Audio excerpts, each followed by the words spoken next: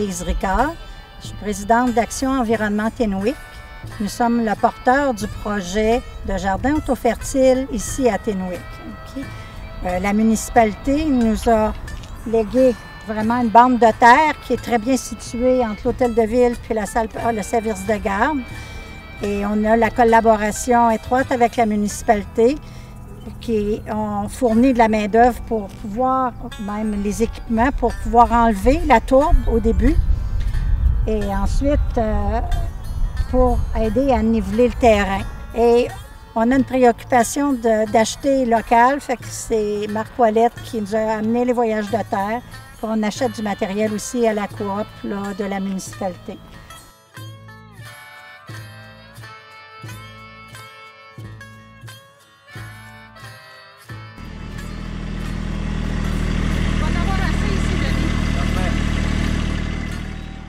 Là, il faut regarder le niveau avant de toucher cette terre-là.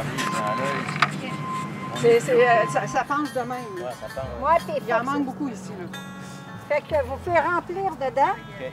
Mais je me demande, Denis, si tu ne devrais pas amener un autre bucket ici pour remplir parce que c'est trop bas, là. Où est-ce que Jean-Pierre est? Ici, là, c'est... Quand est-ce que ça commence?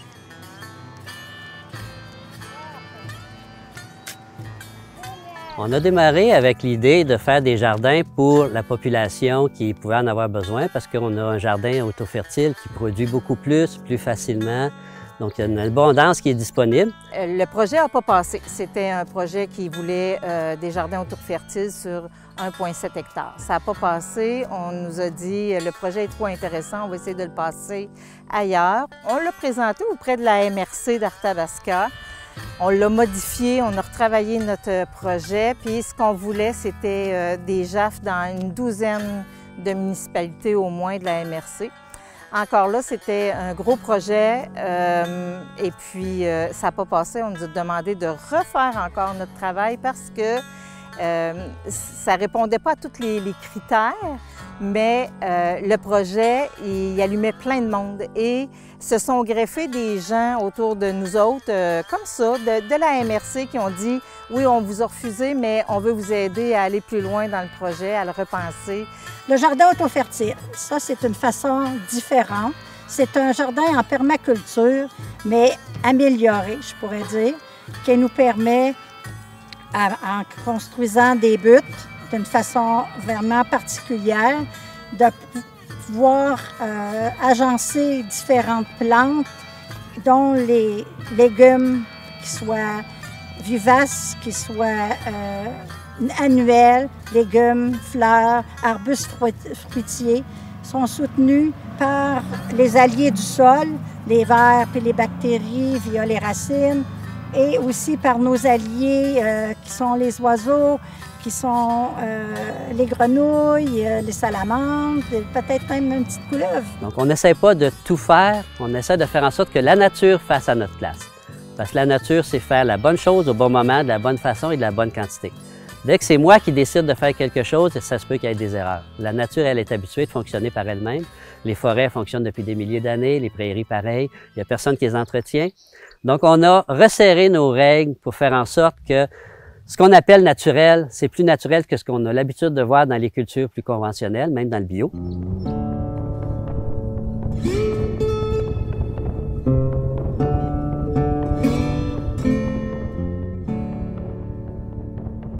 Bon, on voit que cette butte-là est plus vieille, elle a au moins 10 jours. Le principe des millefeuilles fait en sorte qu'elle est restée quasiment intacte. Donc, c'est le principe des millefeuilles, ça amène moins d'érosion en faisant des pentes douces comme ça. C'est ça le principe. Donc, il faut racler le dessus, les deux côtés, en faisant un mouvement circulaire pour que la terre descende tranquillement jusqu'à temps qu'on ait un 3 pieds de plat sur le dessus.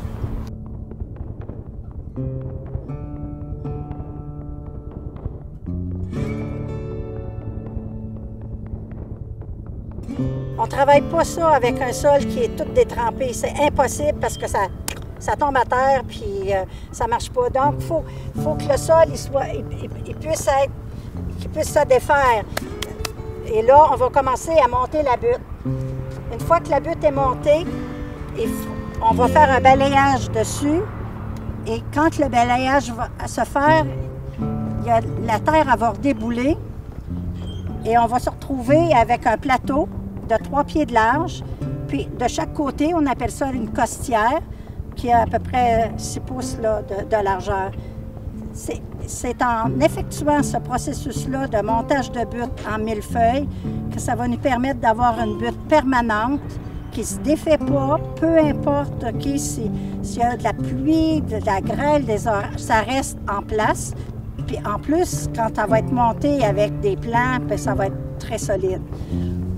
On a mis des piquets pour délimiter à la fois le sentier principal.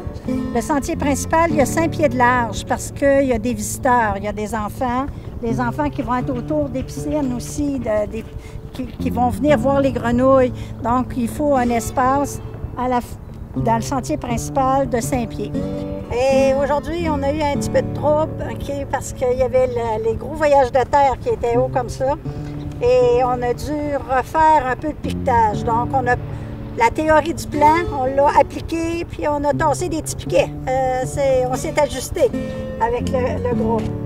Donc, il y a des bénévoles qui travaillent d'une façon extraordinaire et ça se déroule très bien. Ce matin, on avait la chance d'avoir un tracteur qui a pu déplacer la terre puis nous l'amener à différents endroits pour réduire le pelletage là, vraiment à la main ou le transport de la terre à la brouette. Là.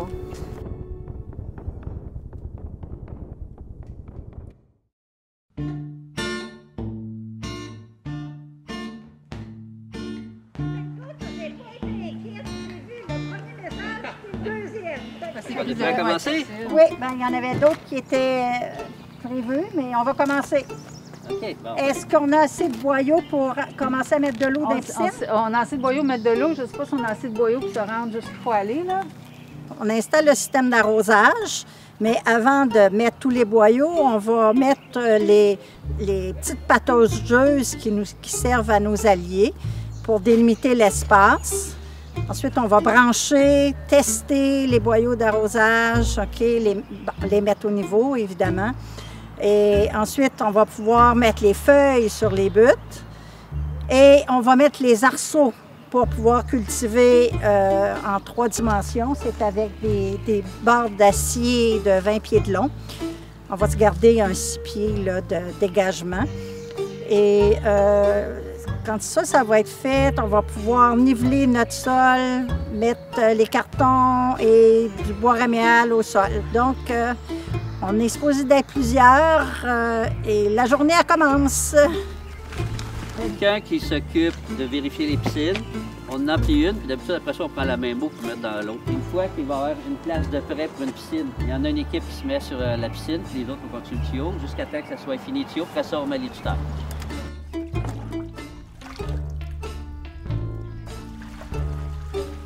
Celle-là, elle a épercé beaucoup parce qu'on avait vu une fuite.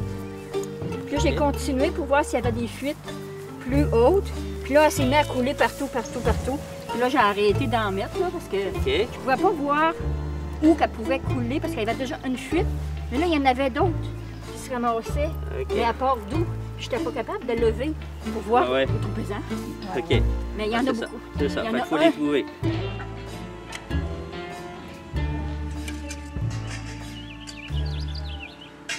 Ceux-là, il faut qu'ils dépassent de ça. Le reste dans la terre? Oui.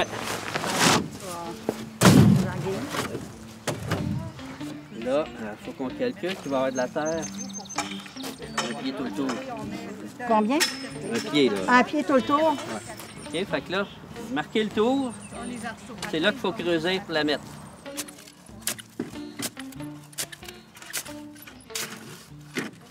Est-ce qu'on la met pour qu'elle soit égale avec la butte? On peut la mettre un petit peu plus basse. Moi, je vais la mettre un peu plus. À mi-chemin entre la hauteur là et la hauteur là. Oui, j'aimerais mieux ça. Fait que la piscine, Il faut tout enlever la on va terre. arriver à cette hauteur-là. OK. Fait qu'il faut creuser ce qu'il faut pour que le moins. dessus arrive là. Un pied, hein? Fait qu'on tasse la terre. Puis on va remettre la terre autour. Fait que vous pouvez la mettre tout de suite déjà à côté.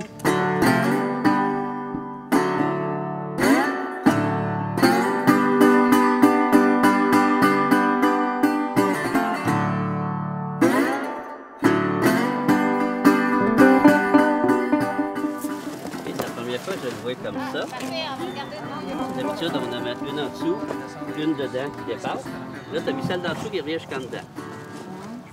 Oui, élaborer cette idée-là, voir si ça va. C'est bon, c'est peut-être une meilleure idée.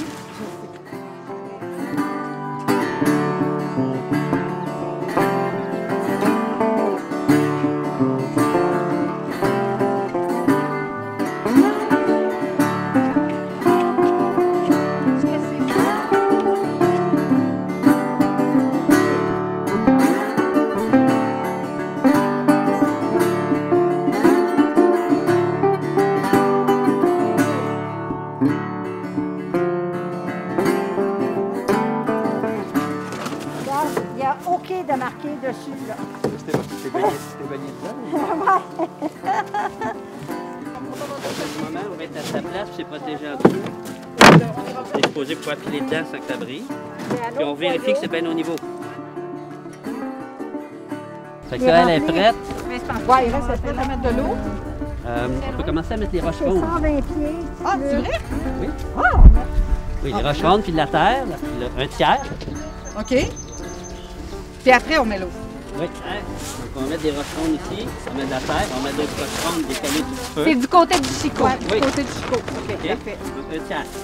Puis les roches rondes, on les monte juste ici au bord Oui, ben, pour tenir la terre. pour Fait que tenir ça la va terre. OK, fait qu'il faut que ça soit quand même La assez... terre, idéalement, elle va être un petit peu plus haute. OK.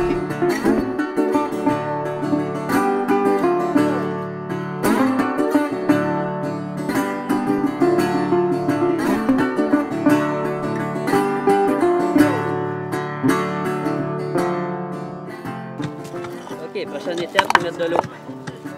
Là, on emplit. Une fois que c'est plein, après ça, on peut faire le tour. OK. Bon. Oui. Parfait. S'il y en a qui ont des bottes à l'eau,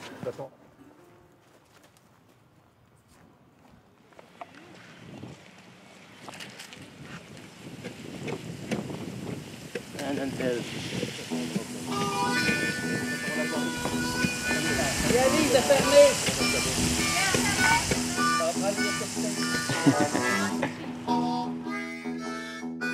C'est des boyaux usagés, donc on les a vérifiés, mais quand la pression d'eau est dessus, là, ça coule un peu partout.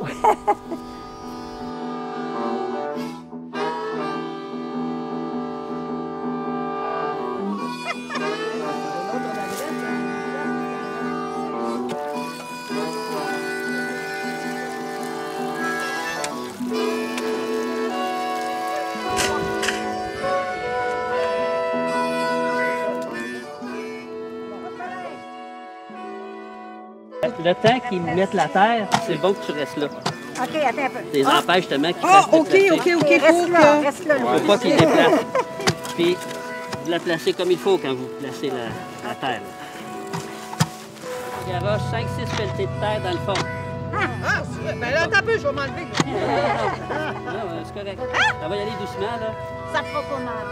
Ça fera pas mal.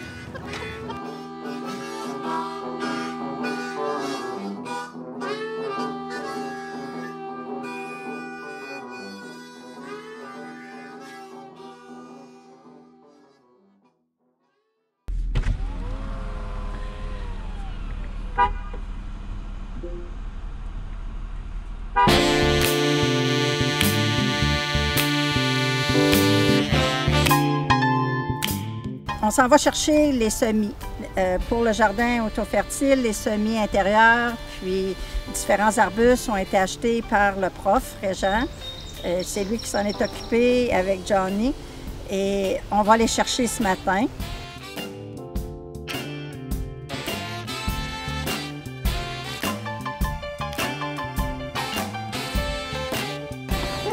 T'en veux-tu, toi, des plantes? J'en veux des plantes! Hey, les semis sont beaux! Wow! Ça, c'est l'ail qu'on vous a parti d'avance parce que normalement, c'était l'automne. On a essayé de prendre un peu d'avance.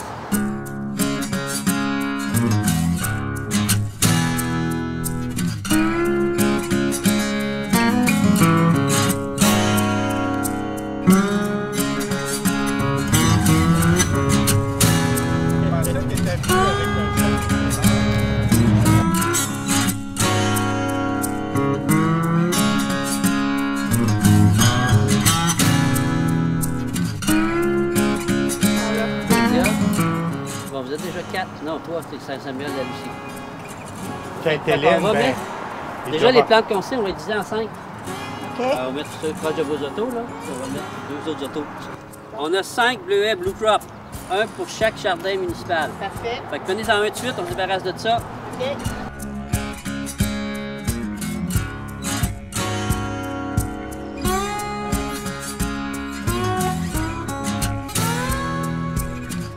Le hosta, là, on peut-tu le mettre devant, là, dans le 1 Oui. Hosta, rhubarbe, peut être mis autour de la piscine, là, n'importe où. mais pas devant, là. À moitié, c'est pour ses C'est parce côtés. là. que les enfants vont venir regarder. Ouais, c'est là. ça. Il faut laisser un petit passage, fait que ses côtés. OK. Puis, mais les mérocales, mettez-les collés. Voilà, coller sur les branches.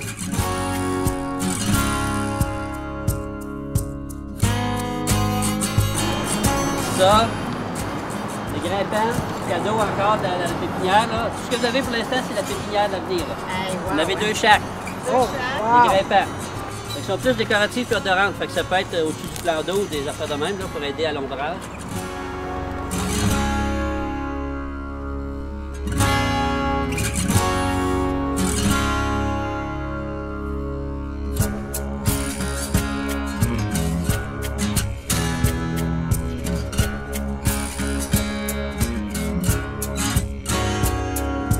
La première, vous la commencez avant que j'arrive, c'est le jeu que je vous ai fait faire. C'est ça que vous faites. Là.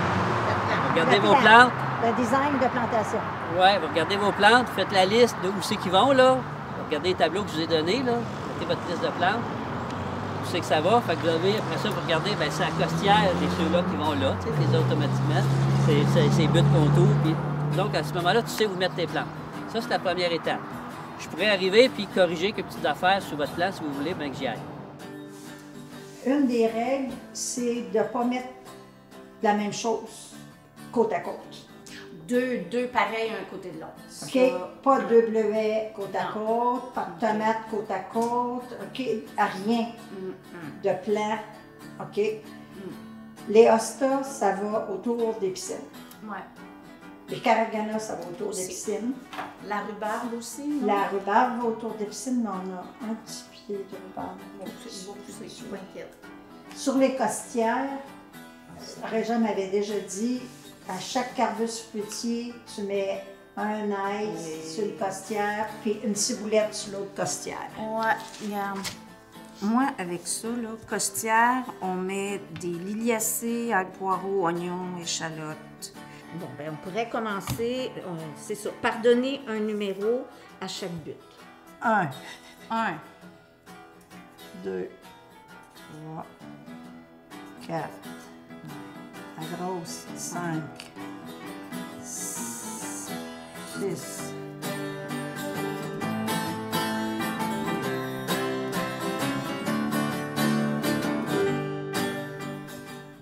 Tu vois pourquoi c'est mieux faire ça à 2? oh mon Dieu, oui. Non, écoute, sais-tu, hier, là, avec tous les papiers sur la table, je me disais, comment on va se prendre? Comment on va faire pour tout rassembler ces informations-là, puis mettre ça sur papier? Mais ça va Mais là, bien. ça va bien. Hey, ça va bien. OK, consort, il est passé. OK.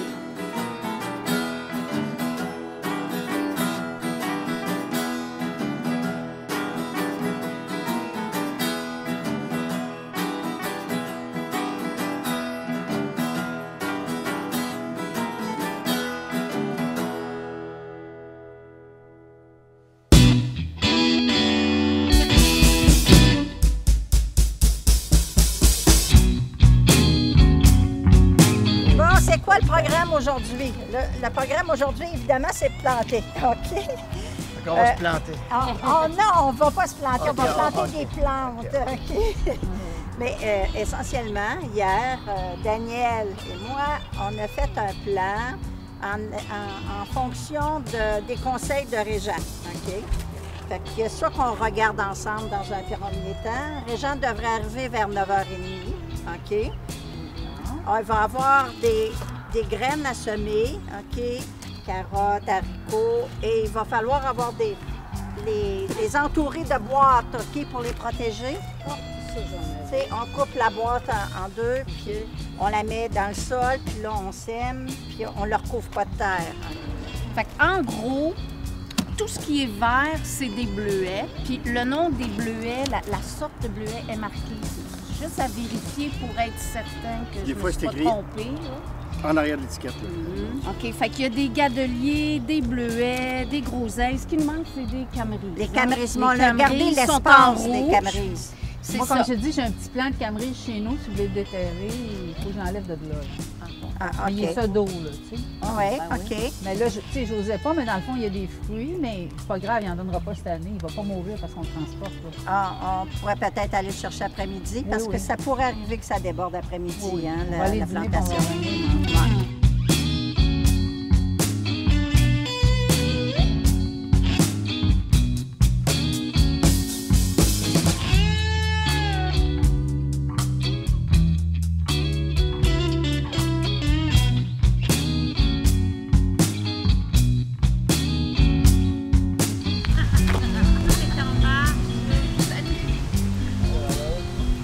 Le but premier était de faire en sorte qu'on puisse transmettre l'information.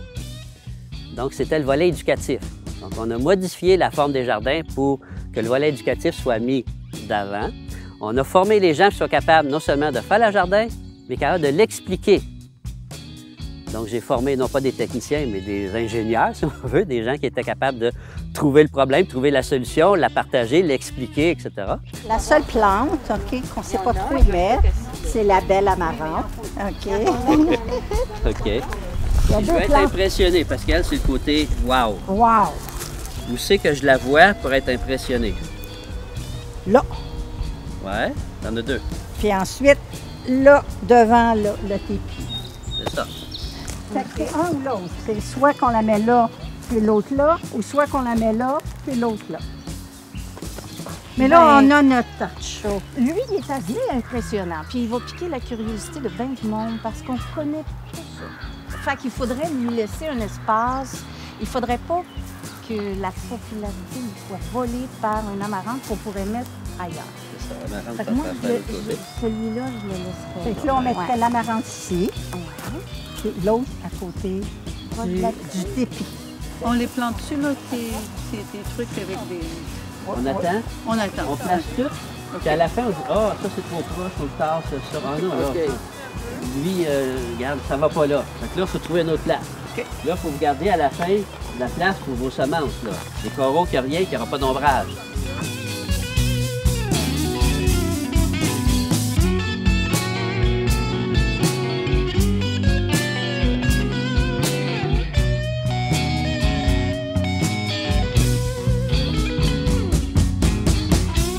Votre plan d'eau, Oui. le tas de terre, il faut qu'il dépasse. Oui, je sais. Il ne faut pas qu'il y en ait Il n'y a sur plus, le bord. Régent, il n'y a plus. OK. On va en mettre, regarde, La on a plein. terre à côté des roches, là. Non, mais ça, là, Dedans, là. Dedans, Oui, je des sais. roches. OK. c'est ça. Fait que Plus bleuet. de branches qui descendent dans le plan d'eau, plus de fourni votre tas de branches.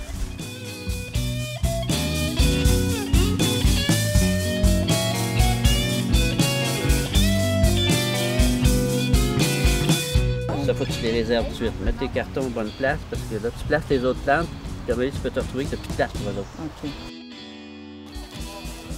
Fait qu'on a... J'ai été voir, c'est des grimpants, donc c'est à rame. C'est des haricots à rame. Les petits pois cascadia, ben faut qu'ils s'accrochent. Fait que là, je pensais couper cette boîte-là pour faire un carré. Ou bien une autre boîte de même, là. Pour les haricots, tu n'en as pas besoin. Les pois, les haricots sont assez gros pour être capable de se défendre. La Ça peut betterave. être bon. Les carottes, ça en prend.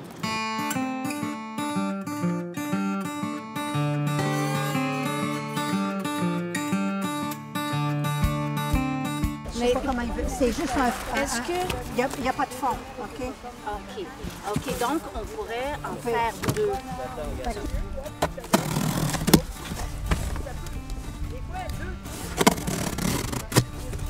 Oups! Ah, c'est parfait. Personne ne va le savoir. C'est ça.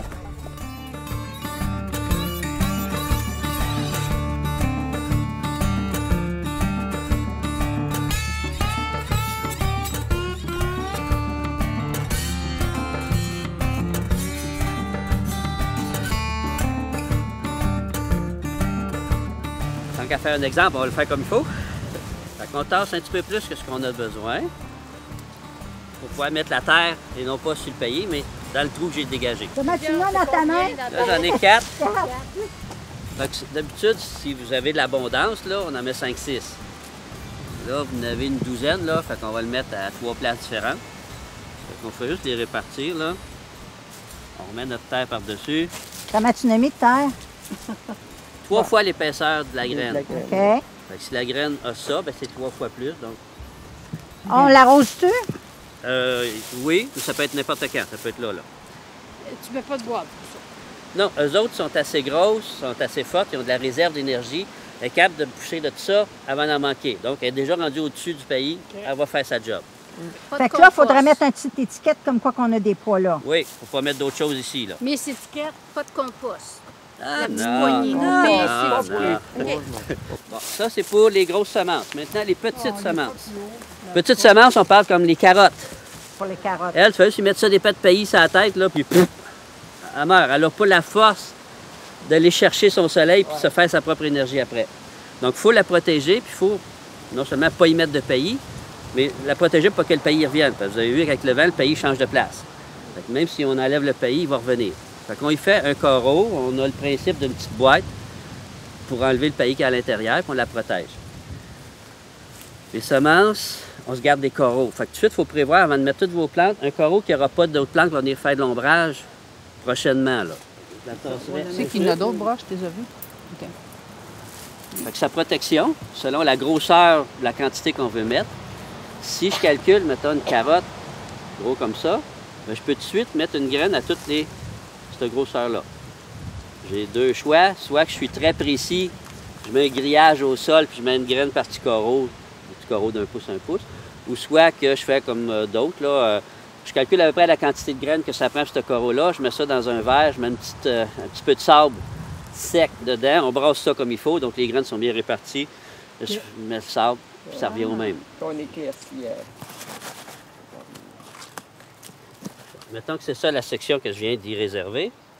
On peut prendre soit des gros crochets à mettre par-dessus, ou soit si on a des plus petits, comme ça. C'est soit comme ça, soit comme ça.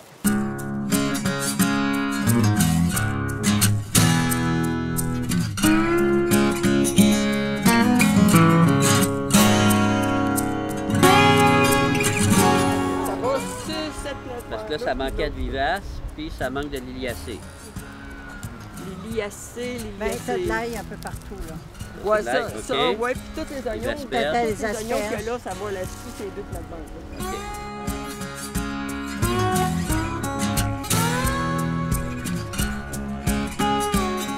Puis, mesdames, votre plan a été respecté? Oui.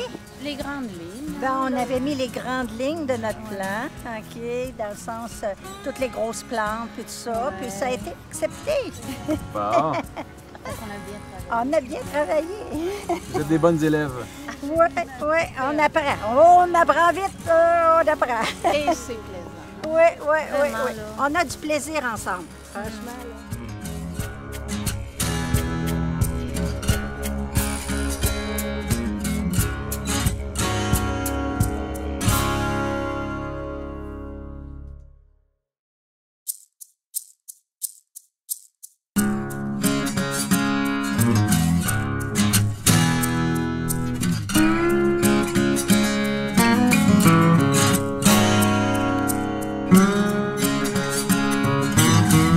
Il y avait eu des betteraves de planter dans une petite boîte parce que quand c'est des fines graines, on met ça dans une boîte. Et on a eu très peu de pousses, ce qui fait que je refais un semis. Et là, on a des betteraves rouges et blanches et des betteraves jaunes. Donc, j'ai mes deux étiquettes et on va aller les planter. Pourquoi il faut mettre ça dans une boîte, oui? Parce qu'avec la couche de feuilles qu'on a, une petite graine aurait de la difficulté à passer à travers, puis elle ne pourrait pas germer. Fait que c'est une protection temporaire jusqu'à temps qu'elle soit suffisamment haute pour dépasser les feuilles. Après ça, on enlève la boîte.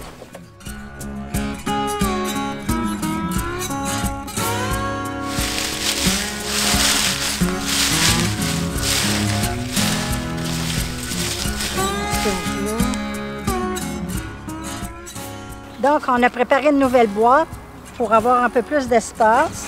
Puis on la fixe. On la fixe au sol. Vu qu'on a rabattu, qu'on n'a pas besoin d'y mettre un couvert parce que les plants sont déjà germés, je fais juste faire des trous pour les planter. C'est des betteraves. J'ai des petites betteraves jaunes puis des petites betteraves rouges.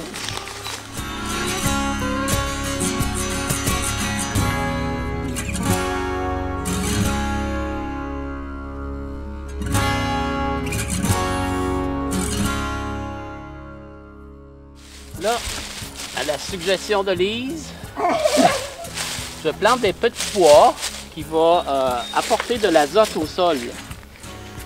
C'est des petits pois Iona.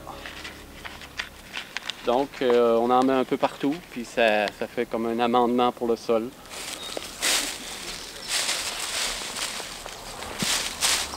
Là, on est dans l'entretien, donc je pourrais remplir les piscines. Puis, parce qu'il y a beaucoup d'évaporation, hein, on a beaucoup de temps chaud ces temps-ci, donc il faut s'assurer qu'il y ait toujours d'eau. Les bassins d'eau, dans le fond, ça sert pour ce qu'on appelle dans la dynamique d'un jardin auto-fertile, c'est pour attirer des alliés, les grenouilles, les couleuvres. on a un beau concert.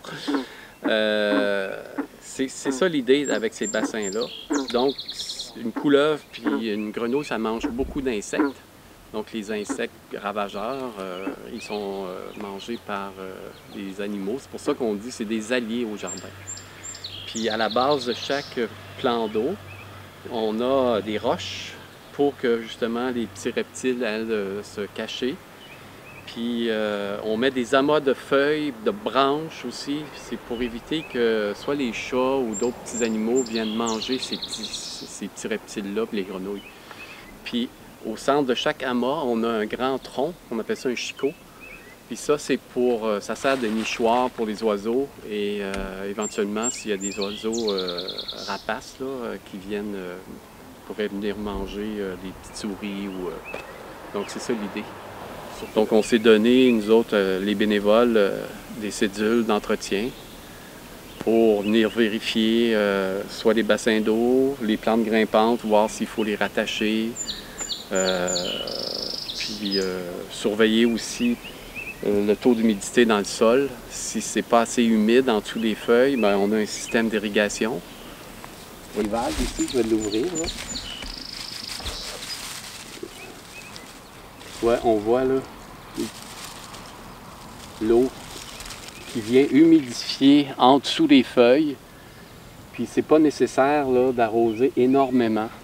C'est mieux d'arroser, de faire un bon arrosage quand c'est le temps que de trop arroser.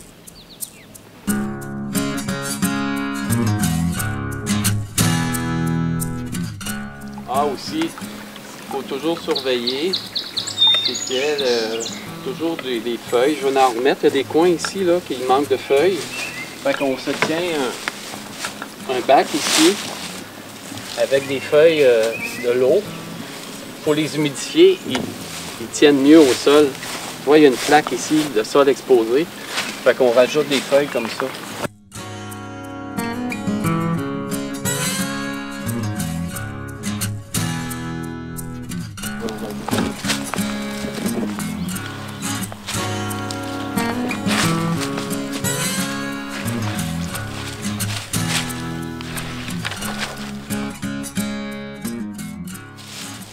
Cherche le bon endroit pour la planter. Planter une vigne avec des bleuets bleus. C'est une bouture qu'on a faite germer. Et puis, on va avoir une belle vigne sur notre tipi. Pour donner un peu d'allure à notre tipi. J'en ai profité pour enlever la boîte parce que les carottes s'en viennent. On va juste on ne leur mettra pas beaucoup de feuilles clip. C'est ça. Puis, on va laisser prendre, leur donner la chance de prendre du soleil.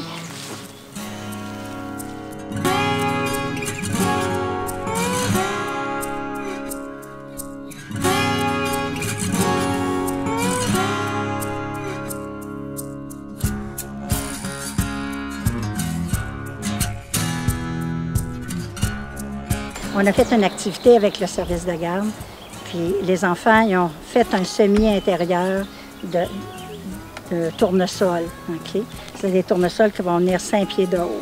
Fait qu'il y avait un petit pot de yogourt rempli de terre avec une graine de tournesol pour planter au jardin. Puis il y avait un autre petit pot de yogourt avec une graine qui viendrait à peu près 2 pieds de haut pour apporter à la maison. Okay? Donc, quand ils sont venus planter leur tournesol, okay, c'était évident que ce serait des tournesols. C'est à peu près, il y a 2 sortes différentes. Et qu'ils ont mis leur nom sur l'étiquette pour pouvoir retrouver leur tournesol quand ils vont revenir à l'école au mois de septembre, bien à la fin août. Fait que c'est pour ça que vous voyez, là, tous des petits languettes de bois, là, OK? C'est fait avec des vieux stores. Ah ouais, OK. Oui. C'est qui a eu cette idée-là, hein? Les languettes, bien notre prof il nous a dit que ça tient bien si vous écrivez au plomb, OK, sur une languette de vieux stores qu'on récupère. On a récupéré. C'est une bonne idée. Oui, hein?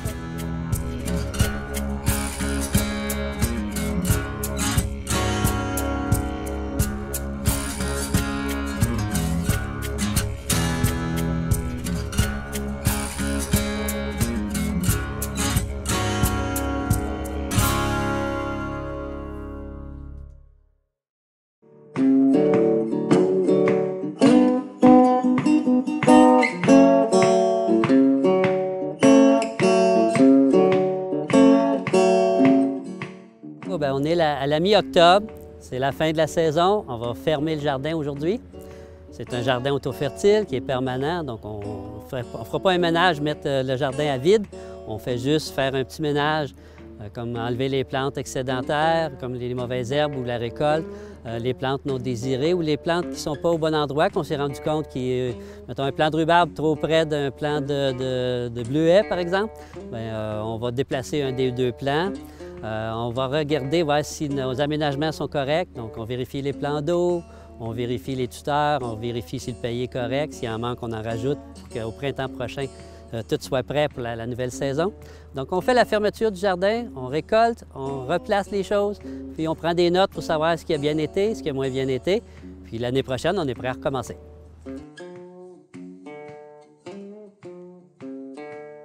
Fait que si on regarde un petit peu c'est quoi qu'on vient faire aujourd'hui, c'est la fermeture du jardin. Fait que mon but, c'est pas juste de fermer le jardin, mais c'est que vous soyez capable de tous les ans fermer le jardin. Fait que je vais déborder un petit peu de ce que vous avez besoin aujourd'hui. On va passer sur toutes les étapes, même s'il y a des étapes que vous n'aurez pas besoin de faire aujourd'hui parce que votre jardin est neuf. Là. Il y a des entretiens comme les plans d'eau, il n'y aura probablement rien à faire qui viennent d'être faits. Fait que dans l'ordre, ça c'est pas le même, vous allez avoir cette feuille-là. Là. On commence par regarder les plantes. On commence par enlever ce qui est en trop. Okay? Donc désherber ou enlever les plantes qui dérangent. Ensuite, vous allez récolter, deuxième grosse étape. On récolte tout ce qui est bon.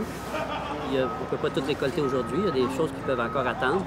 Surtout si on utilise des arceaux pour faire des petites mini-serres. Donc il y a des plantes qui pourraient prendre encore 1 mois et demi avant d'être récoltées. Donc des petits melons d'eau qui seraient gros de même, on pourrait attendre que ce soit vraiment beau, gros, mûr, etc.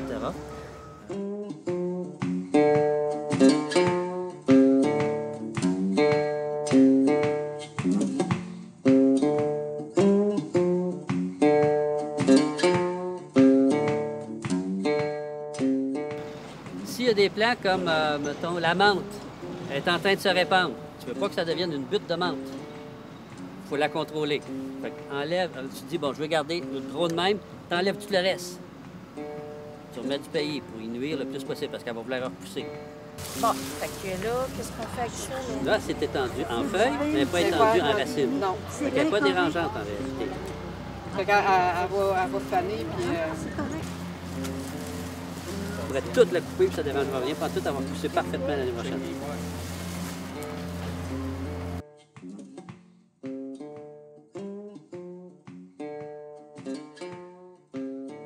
Bon, à l'automne, tout ce qu'on fait, c'est de préparer le jardin pour qu'il puisse passer l'hiver. Donc, on remet un peu plus de paillis, on enlève les mauvaises herbes pour pas qu'il y ait envie de repartir en force au printemps.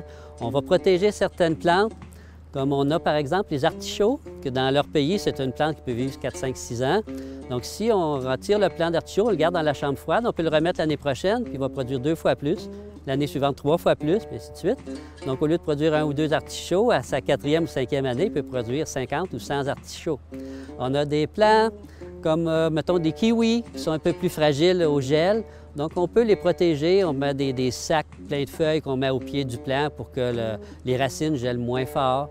Donc, même s'il fait des moins 30, les feuilles et la neige vont protéger le sol un peu pour que ça gèle juste moins 4, 5, 6, 8, 10, pas plus. Donc, ces plants-là, à ce moment-là, restent en meilleures conditions puis ils vont repartir l'année suivante de plus belle. On va continuer à s'étendre. Je la coupe en deux. Qu'est-ce que je fais? Je vais m'en prendre pour faire sécher, là. Là, tu vois qu'elle veut essayer de s'étendre. Ouais. Alors, Tout ce qui veut s'étendre, tu le ramènes. je le ramène. Pour pas qu'elle s'étende, tu le ramènes. Comme ça? Oui. OK.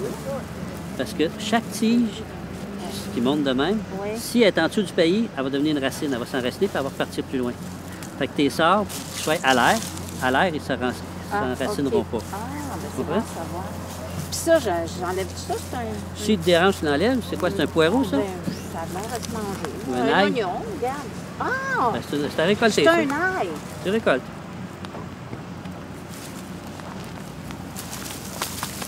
Ah, c'est cool, ça. Oui. Regarde ça. Tantôt, il y avait des poireaux, des oignons, des échalotes.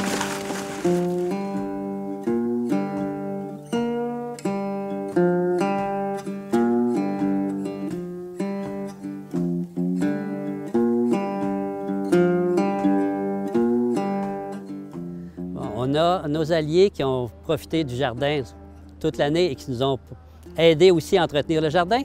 Pendant l'hiver, la majorité de nos petits amis vont dormir. Il y a quelques oiseaux qui vont rester en fonction. Il y a des insectes qui vont continuer à fonctionner un petit peu dans le sol pendant quelques temps. Il y a les bactéries, les champignons qui vont continuer à vivre plus en profondeur, mais qui vont dormir ou en tout cas être moins actifs pendant une partie de l'hiver. Mais tout ça va recommencer au printemps. Donc, comme les petites grenouilles vont hiberner, les salamandres, les couleuvres aussi. Les oiseaux, bien, il y en a qui s'en vont dans d'autres pays plus chauds, il y en a d'autres qui restent avec nous.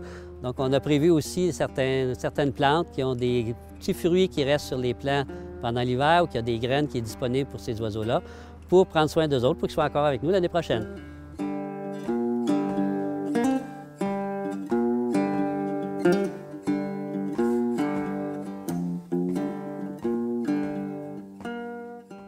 Un point fort, ça crée une dynamique au centre du village.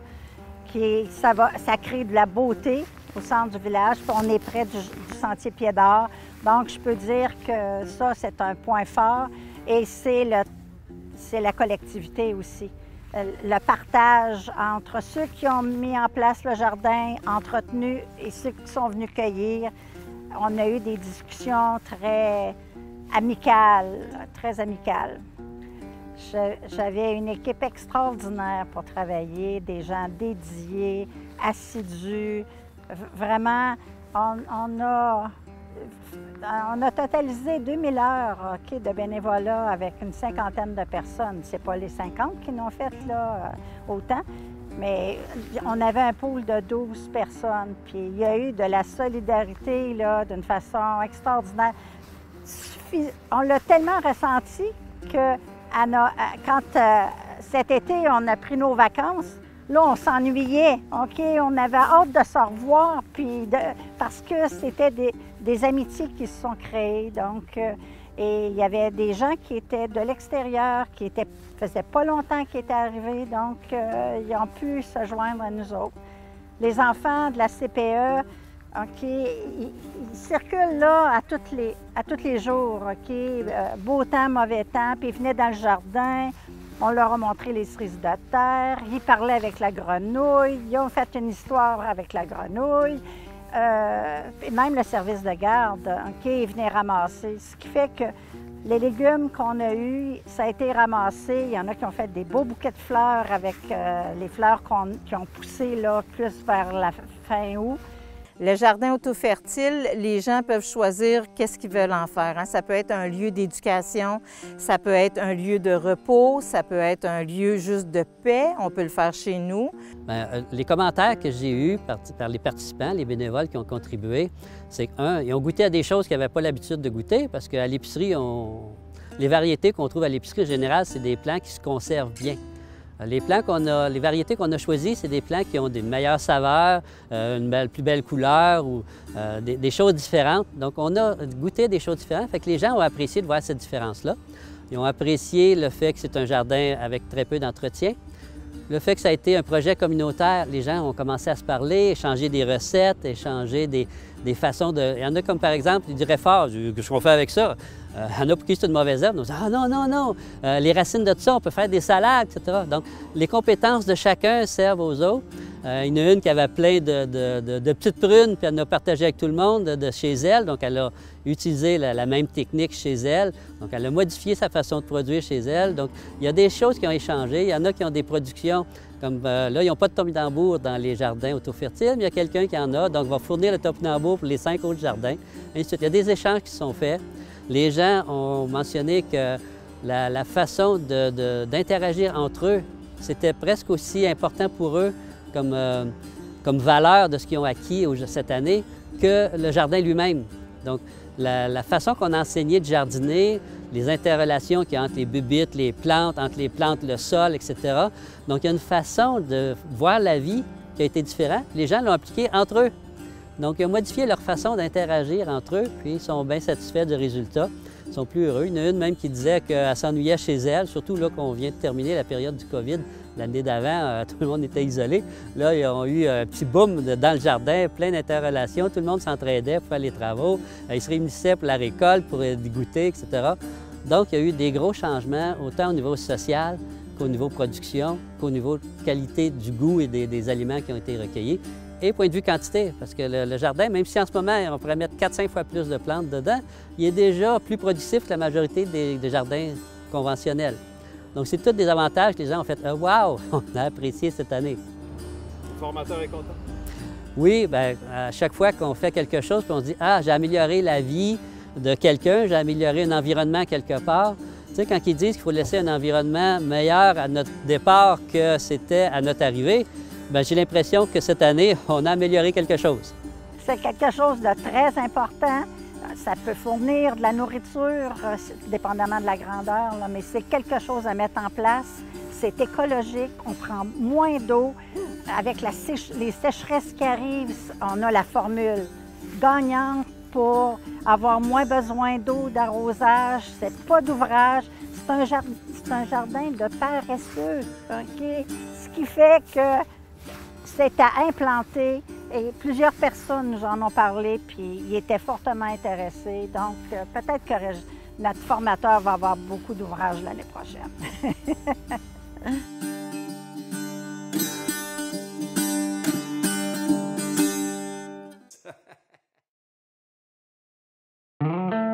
Donc, on m'appelle pour dire « Ah, il y a telle chose, il y a telle chose. » Même une dame, à un moment donné, qui m'a appelé et dit « Il y a un champignon qui marche. » Ça a été mon phénomène. Wow! Un champignon qui marche. Là, il a fallu que j'aille voir ça. Finalement, c'est une sorte de levure qui pousse dans le bois raméal. Puis, elle a une façon de pousser qu'elle s'étend toujours, mais en vieillissant, elle disparaît. Donc, elle pousse par là, puis elle disparaît par là. Fait que d'une journée à l'autre, elle change de place. C'est comme si le champignon, il marche, mais il ne marche pas en réalité. Et on a eu un visiteur aussi, on croit que c'est une piste d'orignal qui est venu boire, qui est dans la piscine. Qui sait? J'avoue que moi, je faisais de la permaculture depuis plusieurs années, OK? Mais là, Régent, il m'a dit qu'il ne fallait pas que je mette d'engrais. OK? Pas d'engrais. Ça, il a fallu que je me retienne beaucoup pour ne pas mettre de l'engrais naturel. OK? Même pas d'engrais, pas de fumier, pas du tout. Donc, j'ai reposé la question plusieurs fois à Régent. Tu sais, là, cette petite plante-là, on en a besoin beaucoup, là. OK, on peut-tu... Non, parce que si tu fais ça, OK, les alliés, ils ne pourront pas faire leur rôle, jouer leur rôle. Si vous avez un problème de rongeurs, de chevreuils ou quoi que ce soit, ben, chaque saison, on peut mettre l'urine sur le jardin. C'est l'urine des messieurs, évidemment, dans un contenant. Puis là, ben, on passe, on garoche tout partout. C'est le même principe. On se souvient que les chevreuils, plus l'urine est mise en hauteur, plus ils s'imaginent que le prédateur est gros, fait qu'il se tient loin. Fait qu'à l'automne, la façon de le faire, ça se sent, l'urine, ça se sent. Fait qu'on le fait, si possible, si on est capable de guesser, là, pour une journée avant une pluie. Une journée pour que l'urine qu'on a mis a le temps de s'imbiber. Puis quand il va y avoir une pluie, l'odeur part. Nous autres, on ne le sentira plus, mais les chevreuils vont le sentir encore. Comme ça énerve moins les voisins, que ça fait pas une semaine que ça sent le plus. Ça m'est arrivé les premières fois. Il doit y avoir quelque chose à faire.